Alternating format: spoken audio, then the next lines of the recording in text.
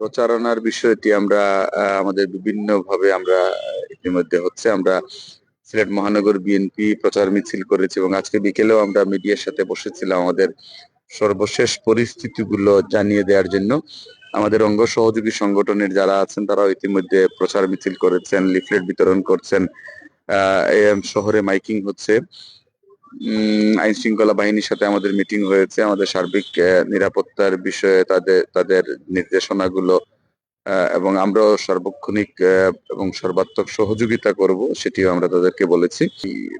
সমাবেশ এই আলিয়া মাদ্রাসা ময়দানে খুব সঙ্গত কারণে মানুষের মধ্যে একটা উৎসাহ উদ্দীপনা আছে এবং উনি নিজের থেকেই বলেছেন উনি হাফ সিলেটি এবং উনি উনার শ্বশুর বাড়িতে আসবেন, সেই দিক থেকেও মানুষের মধ্যে আলাদাভাবে একটা উৎসাহ উদ্দীপনা আছে। এবং সর্বোপরি যে বিষয়টি গুরুত্বপূর্ণ সেটি হচ্ছে যেটি বিএনপির জন্য প্রথম রাজনৈতিক সভা, উনারও এটি প্রথম রাজনৈতিক সভা। দীর্ঘ ১.৫ দশক পরে উনি বাংলাদেশের জনসভাতে কথা বলবেন।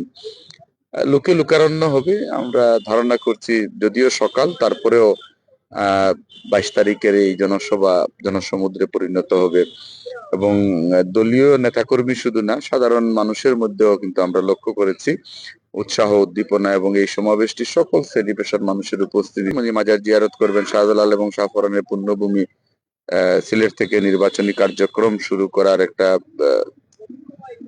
আমরা নিশ্চয়ই জানি যেটি বেগম খালেদা জিয়াও করেছিলেন, তো উনিও সেটি করবেন এবং জনসভা এর বাইরে আর ওনার কোনো কর্মসূচি নেই। আমরা 10টায় শুরু হবে এবং আমরা আশা করছি 1টার মধ্যে শেষ হয়ে যাবে।